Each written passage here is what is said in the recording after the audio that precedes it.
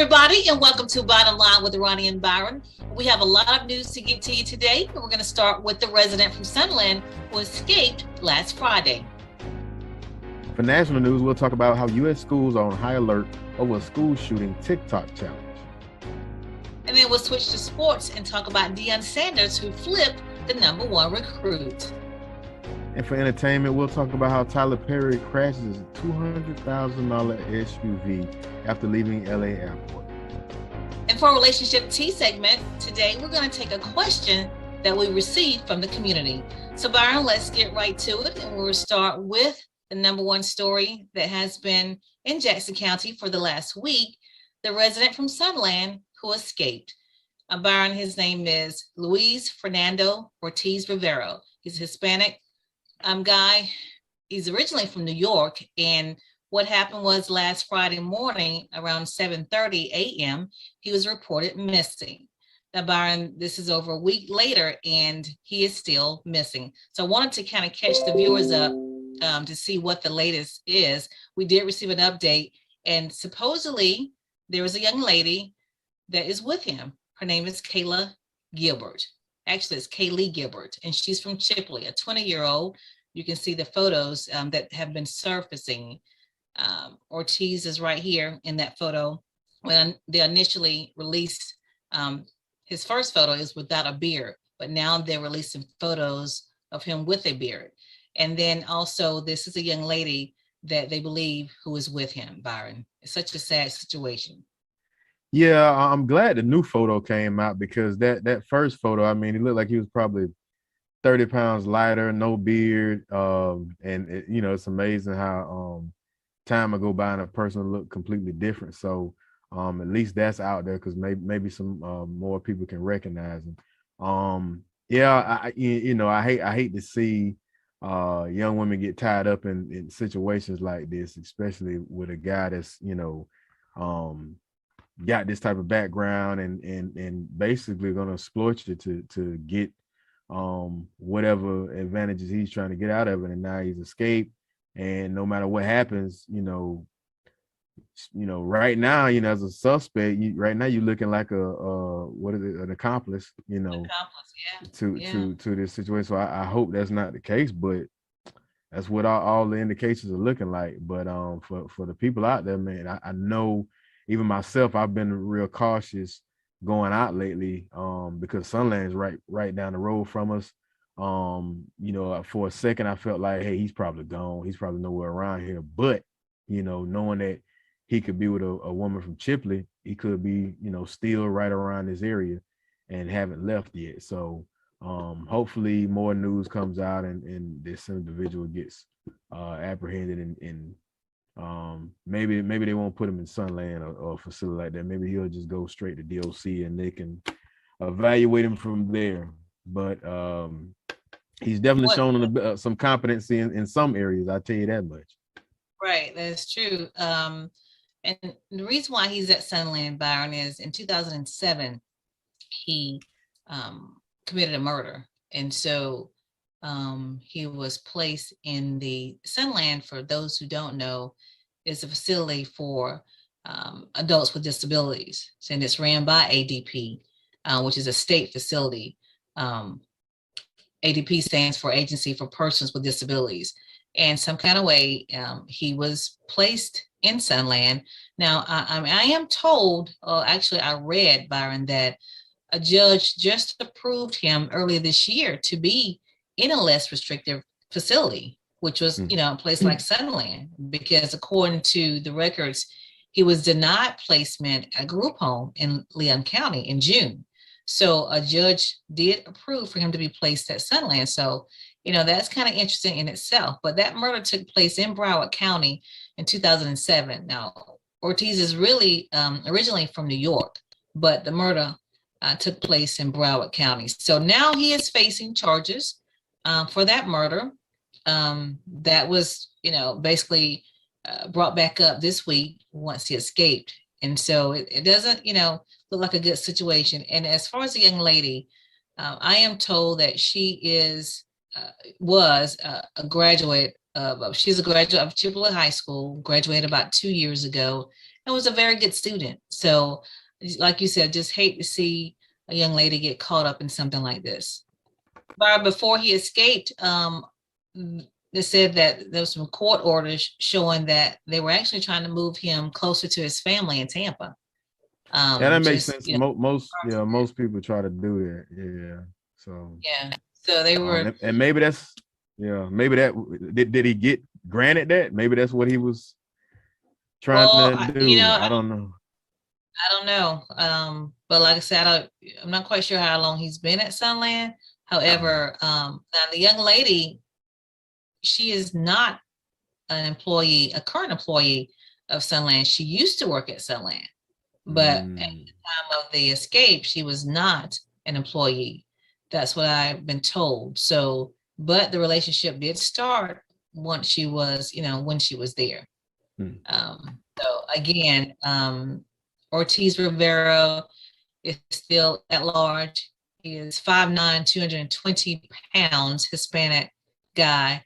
Again, charges are first-degree murder and aggravated battery without a firearm. And these charges, again, is brought to him or brought up by the Broward County agency. So, again, be on the lookout. But like I said, most people think he is long gone from this area. Long gone. So that's my first story, and I want to go ahead and move on to the next story. I want to give an update on the TOC and Jackson Hospital saga. So, Brian, we had some developments this past week, and there was a meeting again, and it's going back and forth between TOC and Jackson Hospital. But the latest, TOC did issue a statement. And Byron, I'll read some of this because it's kind of interesting how they put the wording, and you've seen it. But the bottom line is they were basically saying, we've gone back and forth on this. You put, speaking of Jackson Hospital and the city of Marianna, I put these restrictions on them when they added those items to the MOU. And basically, they're just not something they can agree to. So the statement basically that they issued this week is addressed to the city commission of the city of Marianna. It says, the many restrictions, this is the last paragraph. The many restrictions placed upon TOC continue to represent overly broad and unreasonable requests that TOC cannot accept. TOC has requested that the city and the hospital reduce the extreme restrictions to services. TOC plans to continue to serve their orthopedic and sports medicine needs in Jackson County for many years to come, and if an agreement cannot be reached, we'll explore other ways to advance collaborations with the hospital outside of the proposed MOU. What does that sound like to you, Byron? It sounds like we done. You made your move, and don't worry about it. We ain't even gonna bother. That's what it sounds like to me. I told you, I said it the last show, and I said it. Hey, don't be the guy from Jaws. Don't be that mayor from Jaws. Look, don't pull a Walt Disney. You're gonna keep pegging until they just gonna say, don't worry about it. Now, you made the point. It was gonna bring, and in that now, if people can, I know it's a matter of public information, but if folks can look at that letter and that statement, they make a point about how it will bring a lot of money to the West End. Yeah. And look, I know it might come off. I hope it don't come off offensive to people, but when you come off of I-10 and you come off of 231, that plaza that currently is where it's at, it's the eyesore. And imagine what it would be if they were to put that place there. It brings a whole different look and vibe and a lot of money, a lot of jobs and everything to that area. Once again, from the position of if TOC was just going to provide services for people in Marianna and that was it, I could understand the argument. But if they bring a facility like that, that's going to draw a lot of more people, and they've broken down the numbers. They have been where they've been currently for quite a while, and they know what is the potential. But you can this is a game of chess. You can keep, playing or going back and forth till a person just gets tired of bothering. And I hope that this doesn't, maybe they'll take a step back and say, hey, we'll do something different. We won't even bother with going through a deal with the hospital or something like that, which still would be wouldn't be a good move for Jackson Hospital, as far as you could have had a working relationship going. But I hope they just don't fully back completely out. But once again, you can keep on until, and then it perpetuates that same narrative that a lot of people say behind the scenes, how there's nothing here and you can't never get nothing in Jackson County because certain people don't want it here. It's one of those things. So I hope, but that letter, how it reads, it sounds like, in a nutshell, don't worry about it. We good. We'll figure out something else. But I want to point out for those that, I guess I should have kind of done a recap, but for those that are not familiar with the situation, TOC and Jackson Hospital are at odds. TOC is trying to basically build a facility here because they've outgrown the facility where they are currently located. They want to get the property at Jackson Square, the entire property, which is across from the Big and Little on Lafayette Street, and they want to build a surgery center. However, Jackson Hospital is opposed to it because they think they will lose revenue if TOC is allowed to do this. So what has happened, the city commissioners from Marianna proposed an MOU and they added some things to it. The things they added to it, this is what TOC is not in agreement with. The city agreed to amend the MOU to request that TOC agree to not build a surgery center or any form of imaging services except for digital X-ray and no physical therapy services to appease the hospital's position. That was a request. So when you look at that, you're like, well, what are they supposed to do if they can't do these things? Yeah, like I said offline, that's like a super loop coming to town and you say, hey, you can come just for the first 5 years. We don't want you to change no oils.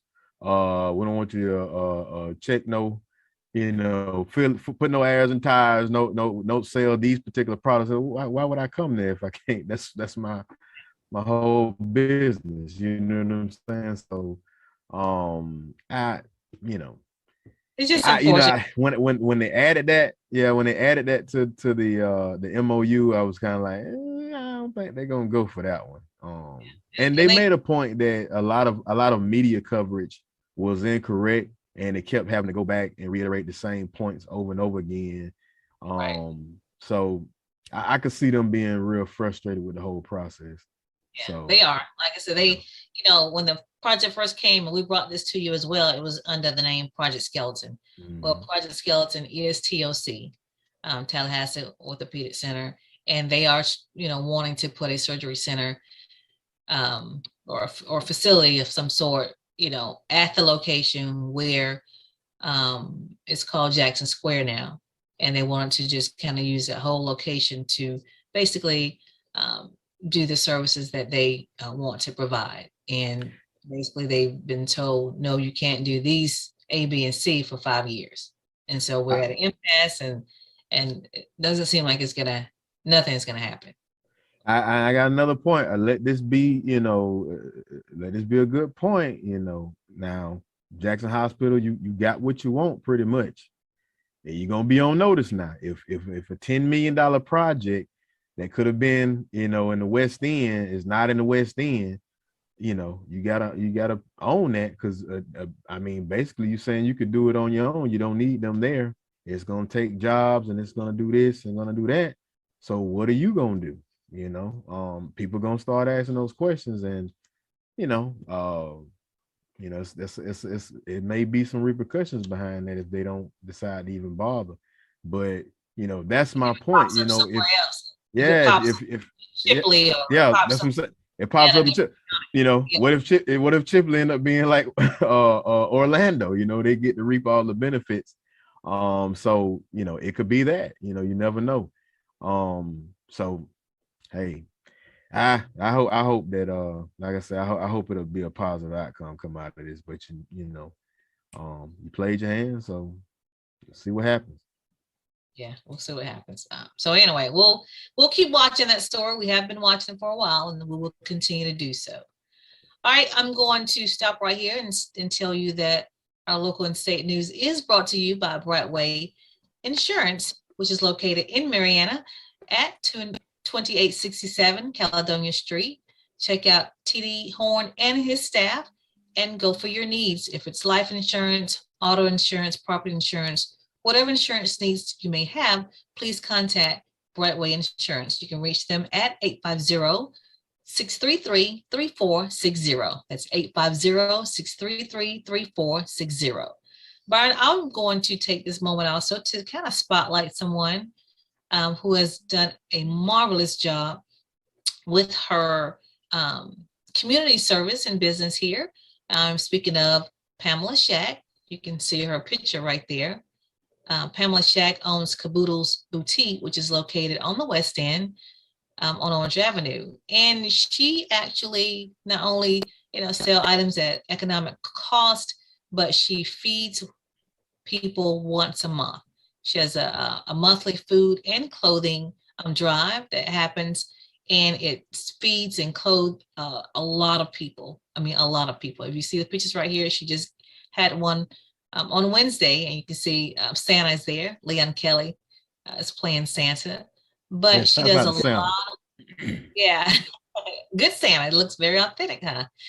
But she does a great job, and I just want to say kudos to Pam and just to keep her, you know, encouraged and to just keep doing what you're doing, Pamela Shack, because you're doing a marvelous job.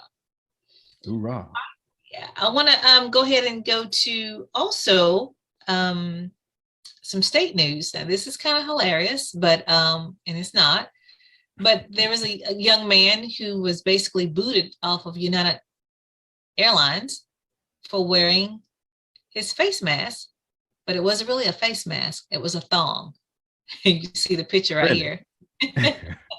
So how was that going to block? Go ahead with the story before I talk. Go ahead. Well, no, I think he was, you know, he's done it before apparently on Delta Airlines as well. But his point is, you know, when he wears that, like how basically what's the purpose when you're allowing people to take it off and eat? So he was being funny by wearing the thong and saying, hey, I'm wearing the thong. It is covering my face. That's what you said. But at the same time, you're not allowing me to wear it. So Byron, you know, I think this guy is just really, you know, he thinks he's proven a point, you know, in his mind, but at the same time, he continues to get booted off these airlines.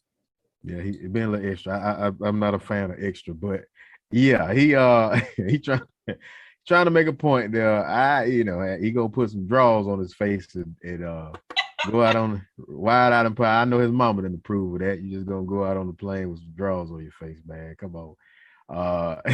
I get the frustrations of people, but look, if you don't want to, just don't wear the mask. Why you care if everybody wear one or don't? But you know, I know on the planes you have to, and it's you know, but that's crazy to me. You know, sometimes people get a little too carried away. You got kids, you got families. That's a little too much, guy. But but at least did they kick him off the plane, or did they ban him from so many flights? And yeah, they kicked him off the plane, and you know, he just, you know, it just kind of leads to basically the what's the problem is, Byron, you know, a lot of the, you know, airline flight attendants are catching a lot of just basically it's a lot of abuse, really, for asking people to wear masks. And that they've gone they were at the Capitol this week, matter of fact, some of them, and they were just saying, is there something that you guys can do? Because the flight attendants are being abused, basically. I mean, they're getting fights and people are cursing them out, and it's just awful. Yeah, it's one of those things where people will get their frustrations off on anybody that's close to them, and they know that the decision making, they know it's not the flight attendant, but it's like that saying, don't kill a messenger. Because I'm when I used to work in Walmart, years back, I'm stocking shelves, and little old ladies will come and give me the business about why did Walmart raise the price for a certain product from $2.99 and now it's $5. I'm like, ma'am, I just stocked the shelves. I have no control over the price of the product, but they know that, but they want somebody to. So, no matter what anybody says, anybody will get burnt out. You can, like my mama said, you can wear out your welcome no matter who you are. And when it comes to the pandemic, when it comes to wearing masks, today shared horror stories about the surge in this pandemic. Now the attendants are asking Congress to protect them. I tried to open it. It's cool. What I stop at? You said when you said your mom's so you can get burned out on anything. Okay. Just start there. I go there. Yeah. And so to that point is, people, no matter what, we've all got a threshold, and people get burnt out, and a lot of people burn out with wanting to wear a mask. And so then that frustrates you. You can't go to DC, you can't go to the Capitol, you can't go and fuss and cuss somebody out. So the very close person, when you get on that plane and that flight attendant is doing their job, you they're gonna say something because that's their job, and people start dumping their frustrations out on them. And I hate that it's going on, and people kind of need to self-check, buddy check. Got to check yourself. It's not their fault. They're doing their job. Fights. Yeah, they're getting into fights, Byron. Fights with passengers. And like I said, they were at the Capitol this week, asking Congress, can you do something? Like, can you pass a law? Or is it something you can do? Because, it's getting pretty much outrageous. They had like over 4,300 cases of just being, passengers just being, outright just, crazy. And so they're like, something has to be done. And but the guy name was Adam Jean, and that took place at the Fort Lauderdale airport when he was basically asked to leave. But again, his point was, showing how in his mind absurd it was to ask people to wear masks when they have to take it off when they're eating. So I guess that in his mind is like, that doesn't make sense, but it makes sense to people because you're in a closed-in space. It makes sense to me. However, when you do eat, you have to take it off, but when you finish eating, you put it back on, right? Right. Mm-hmm.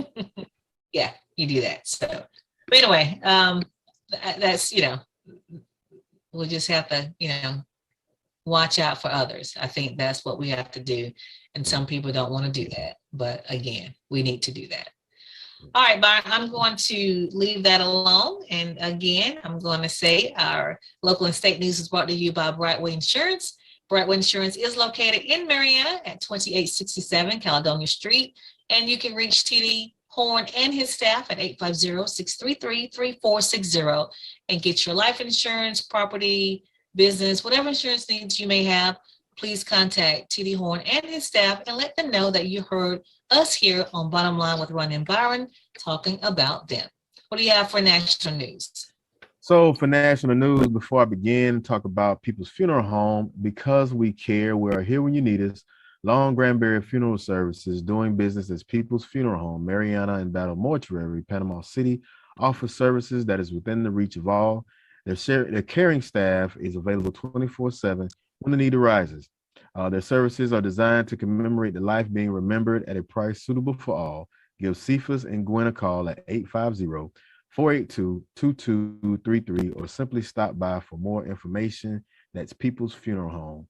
So for national news, I wanted to get into a topic that kind of caught my eye, and it's near and dear to me, but it kind of went a different direction. So we talked about diet soda. Diet soda is disappearing from store shelves. As you may know, the when you go through your aisles, you'll notice that soda aisles are doing away with the diet label on a lot of their drinks and a lot of their products, and you're seeing more zero sugar has been replaced for that. And even when it comes to Coke, Canada Dry, ginger ale, 7-Up, A&W, you're starting to notice this big change. Now, in the article that I read, they were kind of giving more points to how people in the newer generations don't like the term diet, but I'm going a little different in the direction. I think, well, especially with millennials, there's a lot of overweightness. There's a lot of diet, and Ryan, you can speak to it. And there's a lot of diagnosis of diabetes, and high blood pressure and things of that such. Even myself, I'm diabetic, and I look for. It's very, very hard to find no sugar or alternatives. Like especially when you go out.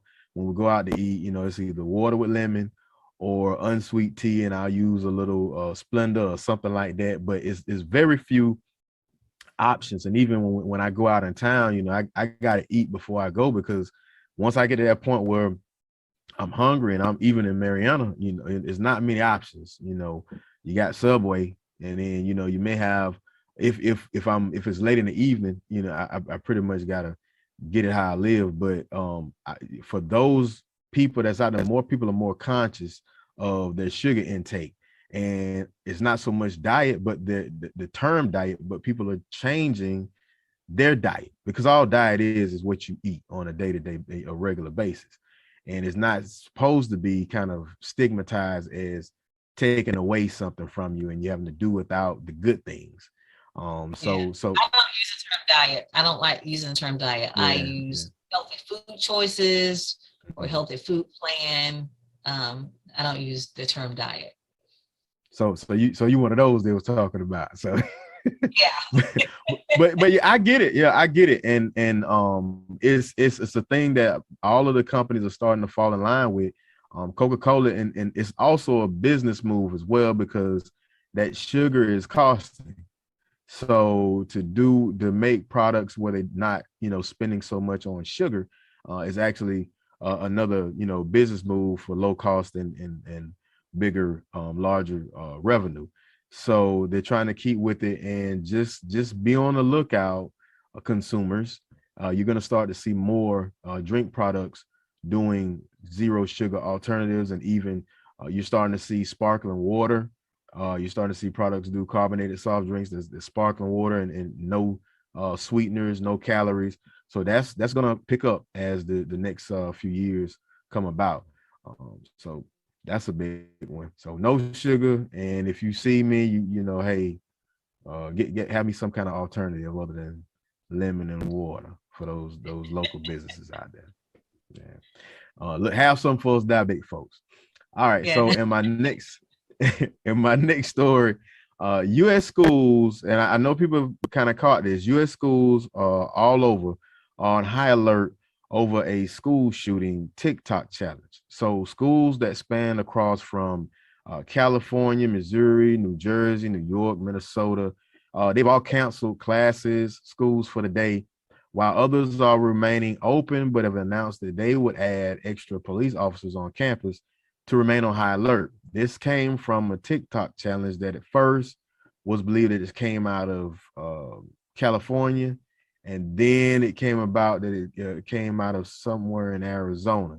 But the origin of the purported TikTok challenge is not clear, though multiple videos on the TikTok app reference December 17th and school shootings. Prepared to hopefully not get shot tomorrow at school, one TikTok user wrote on their video.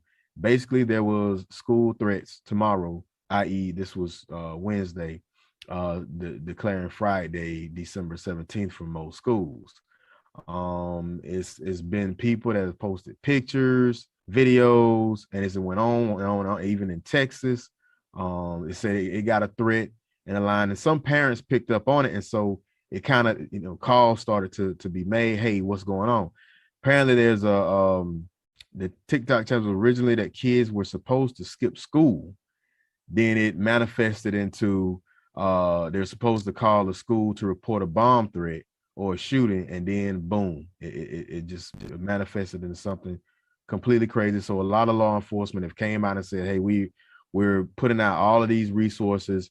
We're it's taking folks away from solving actual crimes and things like that, because school shootings has been a big thing going on lately. So, and then for it to be something that's fake, it's just, it's one of those Justice Smollett type situations. You throw out the gauntlet to try to stop something, prevent something from happening, because we know when it comes to an active shooter situation, you cannot stop anybody from dying. You can just try your best to prevent it as many deaths as possible.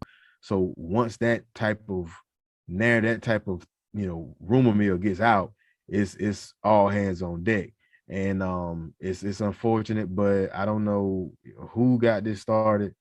I don't even know whether criminal charges will come behind it. I think it's one of those things that caught legs, and kids just kind of took off with it. And we really got to sit down with these kids and make sure that they don't do this. I don't know what it actually reached Florida. So I got a call today from my wife, and she was like, "Hey, you heard about?" I was like, "Yeah, I'm gonna talk about it on the show because it's getting crazy."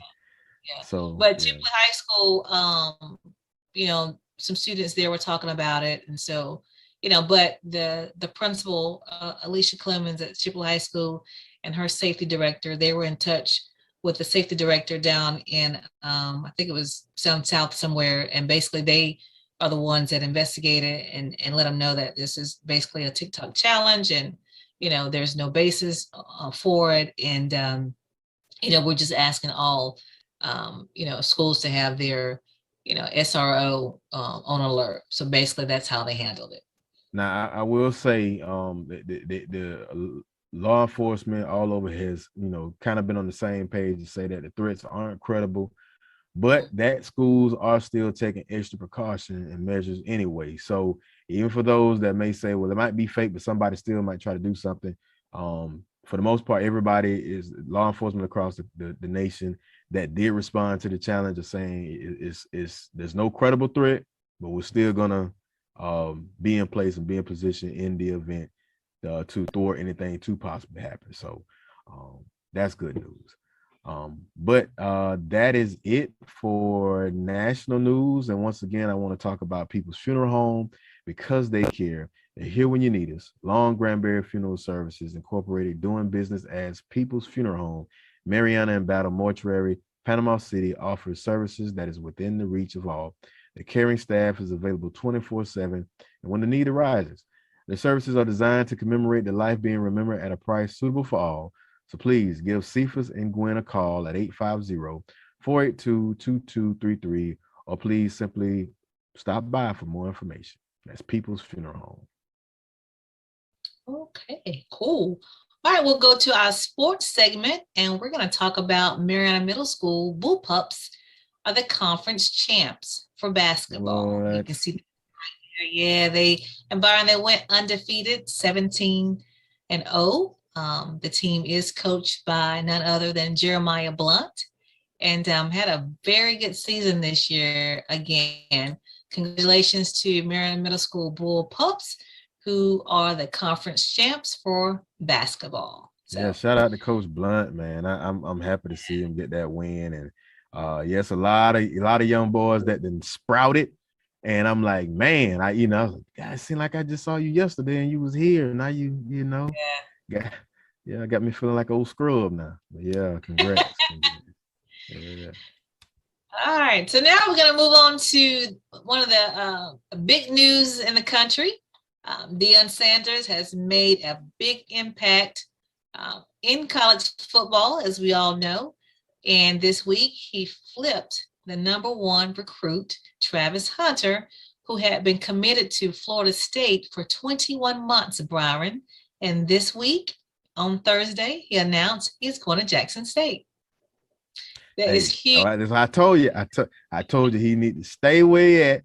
And I told y'all I'm a history nut. For people that don't know, anytime you watch the NFL draft and you see any of those greats, Hall of Famers that get up and they announce, listen, just pay attention. The next NFL draft, when you see those old schools come up, the Hall of Famers, and they announce what the pick is going to be, they're going to tell you what school they came from. And anybody that played, pre-70s was HBCUs. That's where all the great players came from.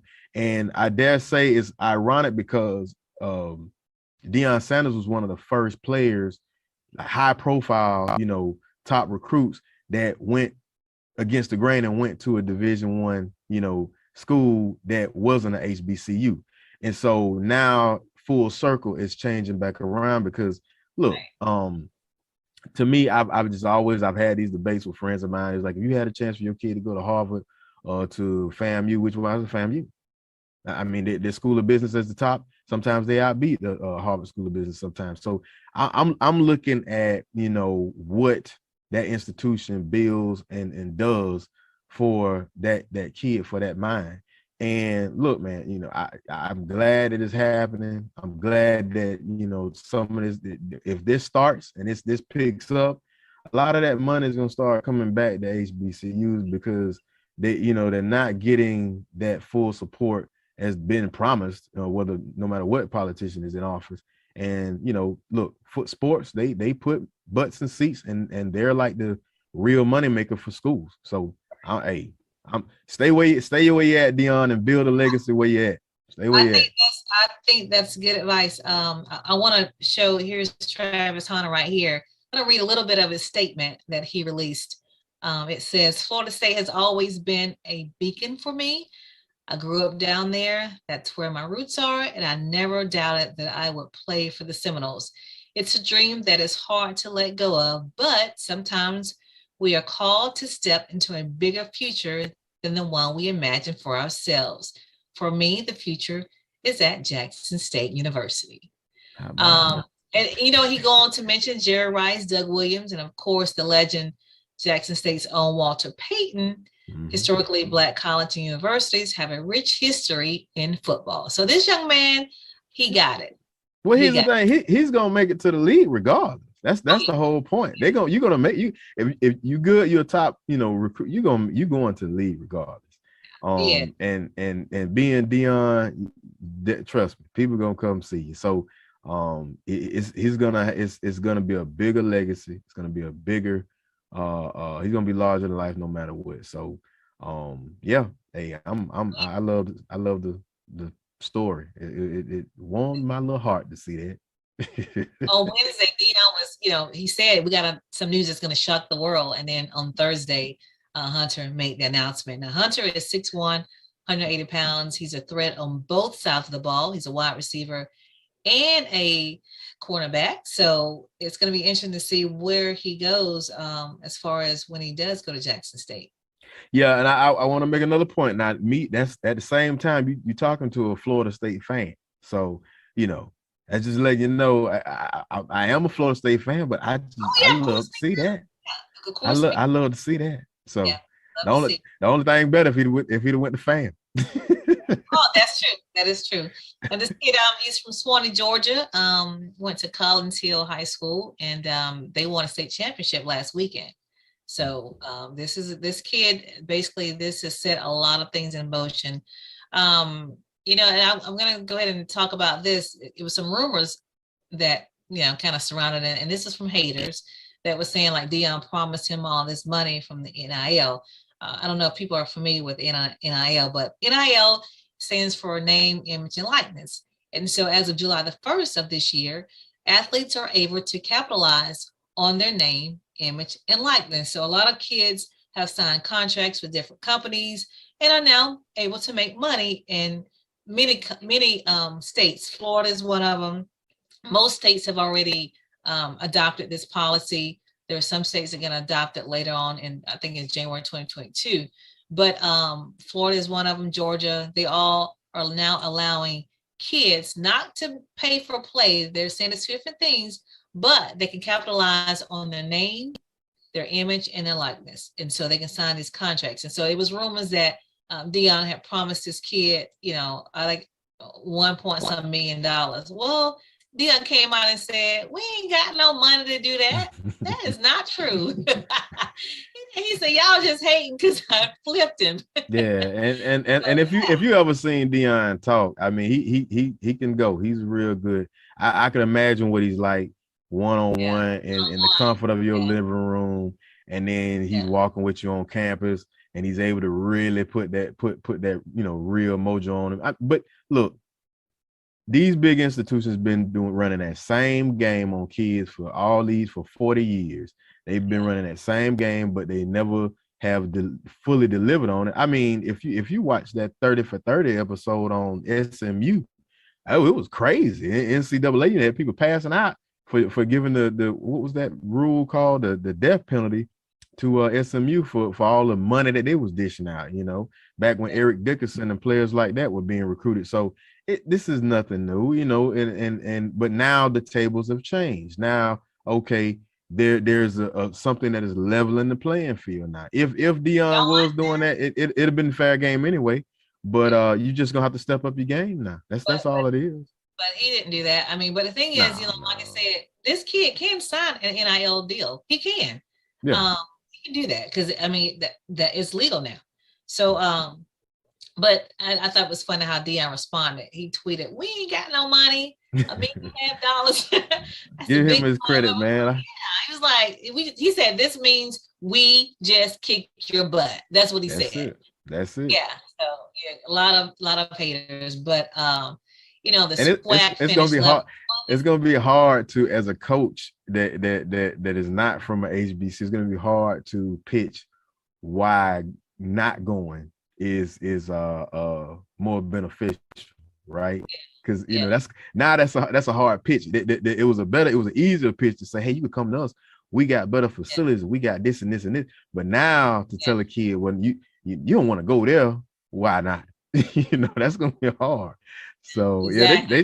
they just gonna have to come. Yeah. HBC is now on the map. Like I said, Sanders, the Jackson State Tigers, they went 11-1 this season. They won the SWAC, and they'll be heading to the Celebration Bowl. And then, of course, meanwhile, Florida State finished 5-7. So, I mean, that was a no-brainer. I could understand as a kid, like, hey, I want to get lost in the sauce. So I want to talk about the NIL because I don't know if a lot of people was aware of what happened over the summer. July 1st, a lot of kids, when the clock struck 12:01, a lot of kids were able to sign and get money. And like I explained earlier, is basically the kids can profit off of their name, their image, and their likeness. Now, I'm going to show you that picture. These are some of the kids have already signed, Byron. And surprisingly, the most popular, well, I shouldn't say surprisingly, but the most popular sports that are signing, football, and here's a surprise, volleyball. However, volleyball don't get the same compensation as some of the other sports. Yeah. But they have more athletes signing than any other sports besides football, but they just don't get the amount of money that the other sports are getting. But Tom Brady, Byron, he got his brand out here, the Brady brand, and he's signing athletes. Yeah. So he's building up his nest egg for I don't know when he retires at 52. Tom Brady's. Matter of fact, he signed Deion's son. Oh, okay. Yeah, that just happened this week. Yeah. Yeah, they redefined the Brady brand. So, but I want people to be aware of that. So if you got a kid, I'm just going to put this out there. If you got a kid that got some potential to play college sports, and you may want to go ahead and let him know now your image is everything, because you can make money off of your image legally right now. And these kids are signing hundreds of $1,000s and still being able to play college ball. So while you out there wilding out, you better think about, what is my image like? Is somebody gonna pay me money for my image while I'm in college? Because now they're gonna start to watch you in high school and what you post and what you But look at those kids right there. And look at the numbers, how much money they're making. I mean, it's a lot, especially for a college kid. $600,000. Yeah, that's a lot. I mean, and that at the same time that kind of makes a kid focus. Now, I don't have to worry about. And the whole reason why going to pro sports is because I want to make that money and take care of my family and this and that. Well, now I'm good. My focus can be on school and strengthening my mind and having a degree and building. And so now, the league will probably get a lot more. It's going to get a lot tougher for the league because you're going to have athletes now that are more business minded. They're more mature. Those checks gonna have to be a little different. Those contracts gonna have to come a little different now. You're not gonna be a good thing because of that. I'm all for it. I mean, here's the statistics, Byron. So the top 5 sports and they're assigning, number 1 is football, number 2, women's volleyball, number 3, men's basketball, number 4, men's baseball, and number 5, men's track and field. But the most compensation, meaning the sport that's, bringing in the most money to these athletes, number 1, football, number 2, men's basketball, number 3, women's volleyball is number 3, number 4, women's basketball, and then number 5, women's swimming and diving. That's a surprise, isn't it? Yeah, it is. So, but again, just let your athlete know, hey, your image means everything. Your likeness, your name, that's your brand. Start working on it now. Yeah. All right. So, I want to mention this. Speaking of college football, some of the bowl games have started, and a lot of the ones that people may not be familiar with, but I think I just mentioned Jackson State. They'll be going to the Celebration Bowl. But later on today, UAB and BYU will be playing. And that bowl, have you heard of this one? It's called the Radiance Technologies Independence Bowl.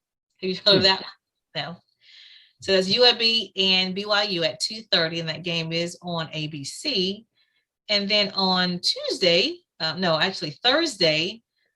which is the 23rd, UCF and Florida will be playing at 6 p.m. And that bowl game is called the Union Home Mortgage Gasparilla Bowl. Gasparilla. Yeah. Like I said, the most popular bowl games will be played after Christmas. Okay. Oh, yeah. But if you just want to watch some football, like I said, UCF and Florida will be playing on Thursday at 6 o'clock, and that game will be on ESPN. All right. So, and then the last thing I want to mention in sports of Urban Myers, just want to let you know that he is no longer the coach of the Jacksonville Jaguars. He was fired, and I don't know if you're aware, but there was a lot going on. Even though this was his first season at Jacksonville, there was a lot going on, sidelines. I mean, he was seen at a bar, receiving a lap dance. Just hours before he was fired, a former kicker for the Jaguars said that he kicked him, actually kicked him. So hours later, they let him go. He was gone. So the person that's stepping in is the offensive coordinator, Daryl. I think his last name is Bavale. I think that's how you pronounce it. But that's who's going to be taking the Jaguars on for the regular rest of the season. So, but yeah, Urban Myers is out. I saw that one coming. I was wondering if they were going to wait to the end of the season, and but I saw that one coming, especially with them getting the number one pick with the kid out of Clemson. Yeah, I saw that coming. Sometimes it's not very often that college coaches come to pro and are successful. So, and the way he left Ohio State, I was just like, I didn't think it was going to work out. Because Jacksonville needed a lot of work, so. Yeah, and they were saying, some of the people were saying that he would not really stay long at different meetings and stuff. He would leave early. So I'm just wondering if he had some other things going on. Because did you see the video? When he was at the bar and the girl was giving him the lap dance. Did you see that? No, I didn't see that one. But I saw at the end of. I want to say it was the last game that they lost, and the handshake he gave and the way he walked out on the field at the end of the game. it was just, I hadn't played, college sport and like, but even in high school, you don't, that's just something coaches don't, they don't play that. They don't play even you running from the huddle to the sideline or running to you always, you always show character even in defeat. And that was just something that you just, I've never seen a coach do. And I was kind of like, yeah, he kind of like, he kind of got that, like, I don't care 2 cents mentality and I'm just whatever. So, I kind of saw, I was like, yeah, I don't think he's going to last long. It's probably going to be kind of short. But I'm not surprised that they went ahead and just cut ties, right now versus waiting to the end of the season. But well, he's out, and like I said, Daryl Bavell, who is the offensive coordinator, he is the interim coach of the Jacksonville Jaguars. Okay. And that's all I have for sports. What do you have for entertainment? So for entertainment, I want to talk about Tyler Perry. So Tyler Perry, he crashes his $200,000 SUV after leaving LA airport. He was involved in a pretty gnarly 2-car accident after leaving the airport in Burbank, California, an accident that saw his $200,000 SUV in serious repair. It's not funny, but it's funny at the same time. The movie mogul was driving his Bentley SUV to his Los Angeles area home after landing at the airport. This was the 15th. While en route, a Honda Accord. Now we got a Bentley SUV and we got a Honda Accord. The Honda Accord cut across 3 lanes of traffic and ended right up in his path. So, he ended up T-boning the car, smashing into the driver's side of the Honda. And no doubt the Honda was at fault.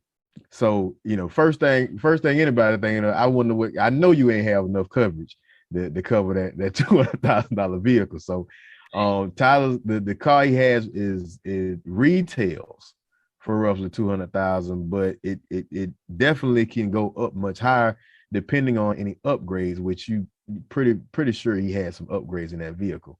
According to the report, the woman driving the Honda admitted fault, and the incident was bad enough to generate it wasn't bad enough to generate a police report, and they're saying that it appears that everything will go through insurance, but I'm pretty sure she ain't got enough coverage for that vehicle. So I know he was taking.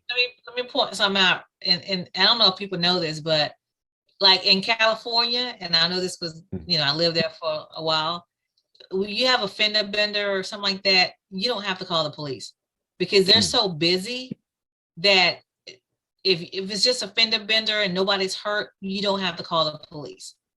So it's between you and the other person. So, that's not, it's not like that here in Florida.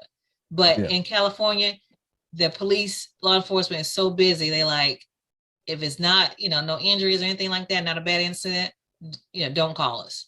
So that's why you see they had a choice. You said that they didn't call, they don't have to. Yeah. A lot of people don't know that. That makes sense. So I hate it, but yeah, he good. I don't like to be a person that say that because ain't nobody trying to count your money or your losses. But yeah, I know he was ticked about that one. So my next story, Travis Scott just made his first smart decision, folks are saying, since the Astroworld Fest. Since the incident, he hasn't made the decision following Astroworld Fest tragedy in early November. But he may finally be on a path to enacting some real change. So he's kind of flirting with the idea of coming up with some type of plan to create a committee comprised of members from a variety of disciplines and try to come up with something that targets events and the safety of those events. So according to TMZ, he met with leaders of the United States Conference of Mayors, which is a nonpartisan organization made of about 1,400 mayors. And due to the fallout of the Astroworld deaths, he continues reverberating throughout the nation. So reportedly, the organization is planning to create a committee that has these various disciplines such as healthcare, event management, government, public safety, and music and technology to create safety guidelines and best practices for future shows to adhere to. But now they've not come out and said that they've sat down with Travis and this is what they're going to move forward, but they're kind of all indications kind of showing that this is something he's trying to gear towards. I hope that you know, they can make something like this happen. Nevertheless, at the same time, he's still going, don't get him out of the legal battles and some of the repercussions that's going to come litigiously from the deaths that occurred at his festival. I just, you know, I like to point out he's not the only person. People have mega shows and events. I saw a video of one of Tina Turner concerts. I was like, man, it's crazy how many people that I at that event are just going wild. You know, it's just the one he did, it wasn't prepared properly. He did an interview with Charlamagne the God, and it didn't come off well. So during this ill-received chat, he proposed that a solution to improve live show safety would be to turn the bracelets people wear for admission in the festivals into smart devices. But it was a cool idea, but I see a few loopholes in it. But hopefully this will move forward and he'll be able to make a negative into a positive. So people are saying this may be the smartest move he's made thus far. So we'll see what goes with that. Okay. And in my last story, Megan Thee Stallion just inked a major deal with Netflix. She says, I can't wait to bring all my ideas and for my hotties to watch. So just call her Megan the producer. According to Hollywood Reporter, rapper Megan Thee Stallion has signed her first look deal with Netflix, which will see the megastar creating and executive producing original content as well as other projects for the streamer. So she says she always wanted to do this. She wanted to tell her stories and give a creative feel. She's thrilled about the partnership, and venturing into production is the next step in her journey. And as an entrepreneur, she says she can't wait to bring all her ideas to life once again for our hotties to watch. So I don't know if people know, but she had recently graduated college. I think it was from was Texas. What school it was she graduated from? I think it was Texas State. But she recently got her bachelor's degree, and so what I like about what Megan Thee Stallion is doing is she's showing people, she's showing females, hey, no matter, you know, what you get stigmatized with, where you come from, where your background is, stay on your path and you can succeed and you can, you know, check the block on a lot of your goals and a lot of your dreams, and let that be, you know, a model for a lot of young sisters out there. Don't quit. Texas Southern is where she got her degree at. So and look, I'm a father. I've got, you know, young girls. A lot of her lyrics, you know, young folks get out there. So I you know, my girls don't know it too well. But what I'll say is, hey, stick to your goals, stick to it. Don't let nobody tell you different, and you can set your own path and make your accomplishments, you know.